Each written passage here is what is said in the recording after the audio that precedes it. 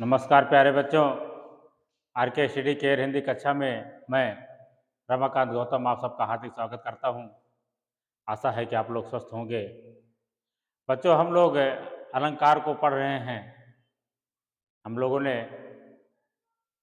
जो है उपमा अलंकार को पढ़ा, यानी अर्थालंकार में। आज हम लोग दूसरा पढ़ेंगे रूपक अलंकार। आइए हम लोग देखते हैं तो रूपक अलंकार कहाँ होता है, उसके लक्षण, उसके उदाहरण क्या हैं, हम लोग देखते हैं। रूपक अलंकार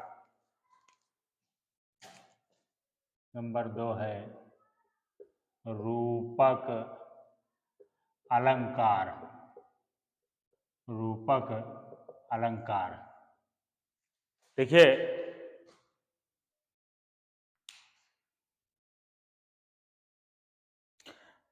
कह रहे हैं कि जहां पर गुणों की अत्यंत समानता होने के कारण उपमेय पर उपमान का बिना भेद आरोप होता है। जहां पर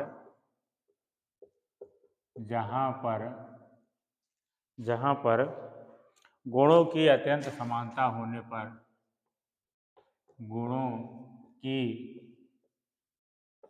अत्यंत समानता होने पर,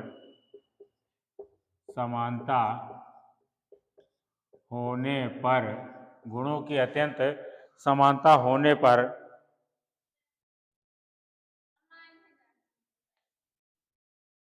उपमेय यानी प्रस्तुत और उपमान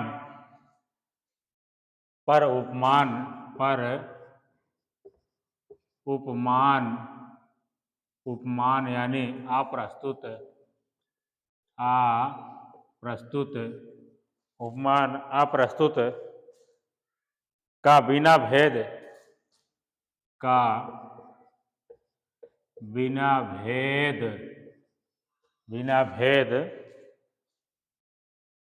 का आरोप होता है। भेद का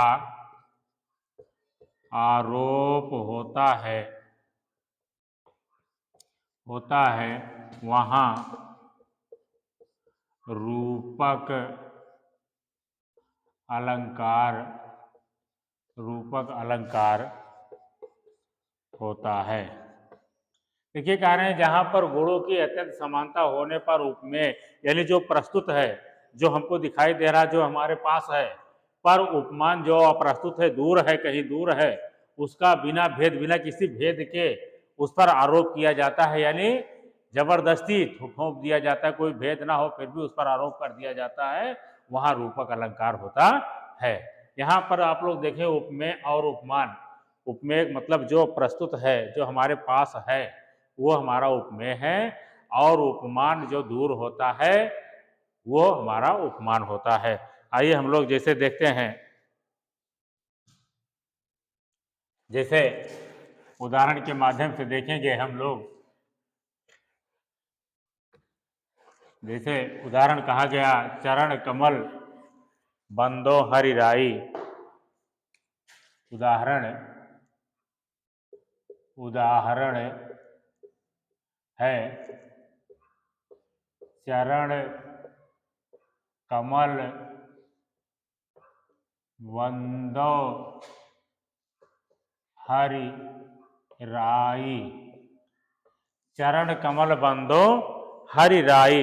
यहाँ पर चर और कमल की, यहाँ पर देखिए, यहाँ पर चरण यानी पैर और कमल, यहाँ पर चरण यानी पैर और कमल की समानता,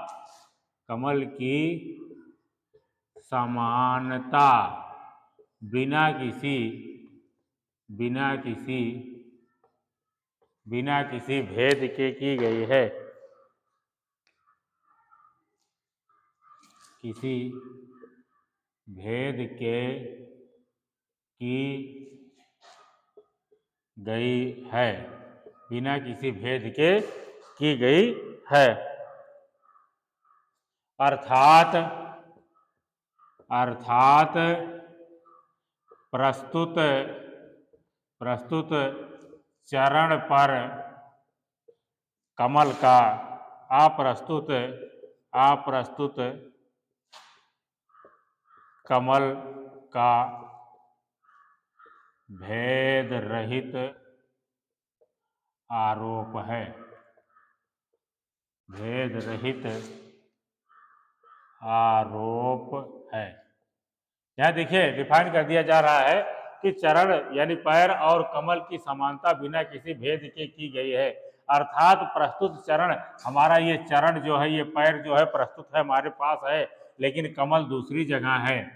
तो यहाँ जो है अप्रस्तुत पर अप्रस्तुत का भेद रहित आरोप है, यानी बिना किसी भेद का आरोप कर दिया गया है।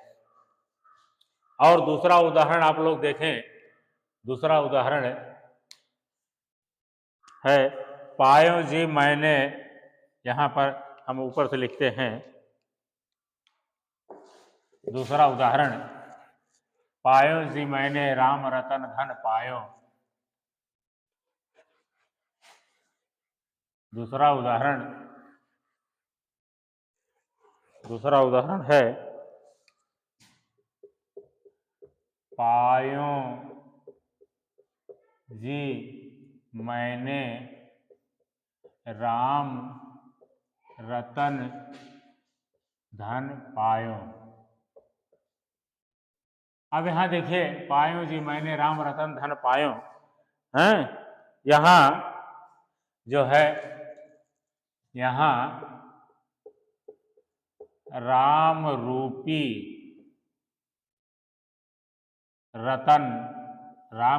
रत्न या धन मिला हुआ है।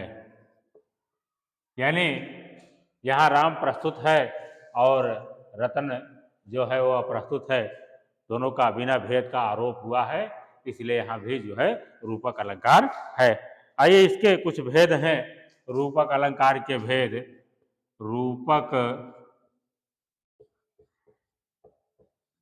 रूपक अलंकार के भेद, रूपक अलंकार के भेद, इसके 3 भेद हैं।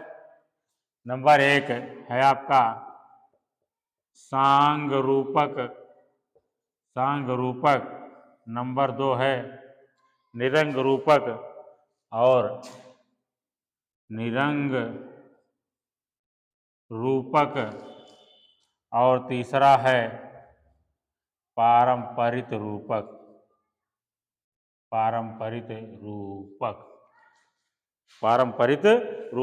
इस तरह से जो है रूपक को हम लोगों ने पढ़ा। रूपक अलंकार यानी प्रस्तुत पर अप्रस्तुत का भेद रहित आरोप होता है, तो हाँ रूपक अलंकार होता है। जैसे हमने पढ़ा पायो जी मैंने राम रतन धन पायो, या चरण कमल बंदो हरियाई। तो इस तरह से इसमें जो है भेद बिना आरोप के ही भेद किया गया है चरण को कमल से। और यहाँ अलंकार के 3 भेद हैं, सांग रूपक, निरंग रूपक और पारंपरिक रूपक। इस तरह से जो है आज हम लोगों ने रूपक अलंकार को पढ़ा। आशा है कि वीडियो अच्छी लगी होगी आप लोगों को। अगर अच्छी लगी हो तो आप लोग लाइक शेयर कमेंट जरूर करें। आज के लिए बस इतना ही। जय हिंद, जय हिंदी।